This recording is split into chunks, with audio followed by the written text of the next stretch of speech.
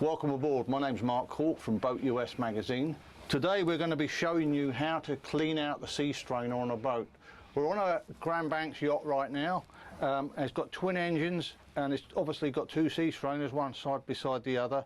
The first thing we need to do is to make sure that we shut off the sea water, otherwise we could flood the boat. So we turn off the sea cock, which is down here. Sometimes they're a little stiff and they may need a little tap, but you've got to be very careful about that. And on this boat we've actually got a flushing attachment for winterizing the engine.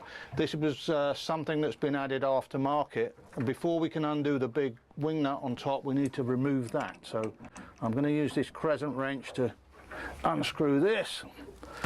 There will be some water comes in the boat when you do this, but don't be alarmed.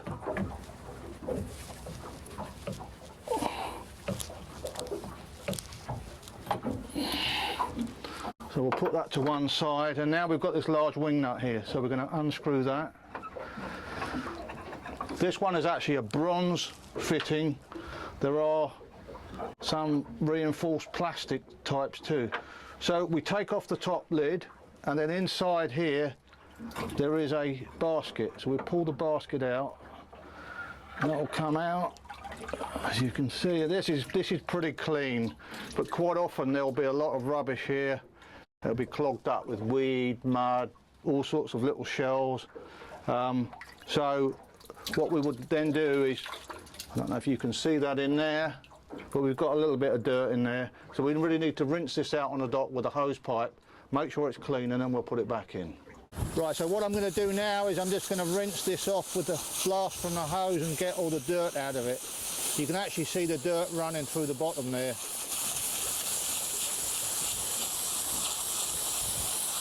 There are different types of these. This one's a corrugated style. Sometimes you have a bright stainless steel basket. There we go, that's much better. So now we can go and put this back in the boat. Right, so now that we've washed out the strainer, it still looks a bit grubby, but that's just normal wear and tear. It's clean inside. We're going to drop it back in. There's a big stud there, we have to make sure it goes over the top. Make sure it's seated right down there. It will only go around in a couple of ways, and you can feel that that's seated nicely down in there.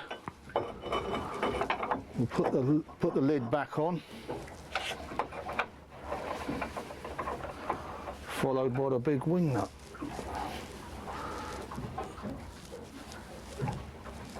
So I'm just going to use a pair of channel locks there just to nip it up, followed by the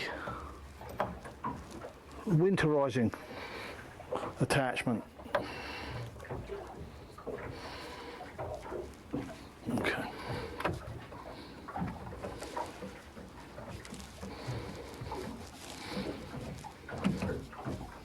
Okay, that's nice and tight now. So we should be able to turn the sea cock back on, and we should check, make sure there's no leaks. One final check, what we're going to do now is just start the engine, just make sure we've got nice water coming out the exhaust at the back, and make sure when the engine is running that we've got no leaks around the pipe work or around the top of the lid that we've just put back on.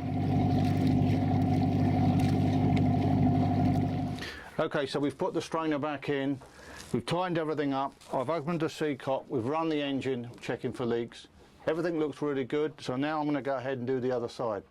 We hope you've learned something here today, but for more information go to boatus.com/magazine. Thank you for watching.